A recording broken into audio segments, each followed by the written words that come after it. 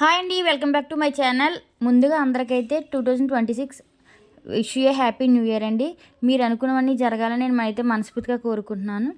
నేనైతే ఇది new year రోజు మార్నింగ్ అండి. ఇప్పుడు నేనైతే నా చిన్నప్పటిది ఒకటైతే చిన్న విషయం అయితే చెప్పాలనుకుంటున్నాను.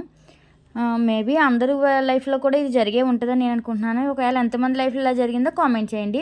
నేను నా చిన్నప్పుడు మా ఫ్రెండ్స్ అందరం కలిసి ఒక 10 మంది ఒక్కొక్కళ్ళ ఇంటికి వెళ్ళి చాక్లెట్స్ పంచిపెట్టుకుంటూ గ్రీటింగ్ కార్డ్స్ వేసుకునేవాళ్ళము.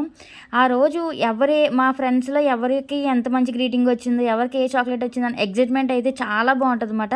ఎన్ని గ్రీటింగ్స్ అయితే లెక్క పెట్టుకోవడము, మళ్ళీ గ్రీటింగ్ మంచిది రాలేదు అని అలా కొట్టుకోవడం, అలా రోజంతా చాలా బాగా ఎంజాయ్ చేస్తాం పిల్లలందరము.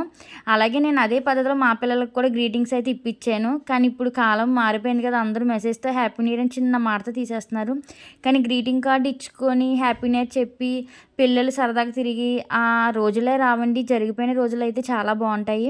మేమైతే న్యూ ఇయర్ రోజు ఇలా రెస్టారెంట్కి గట్ట వెళ్ళి బాగా ఎంజాయ్ చేసాం, టెంపుల్కి గట్ట వెళ్ళాము.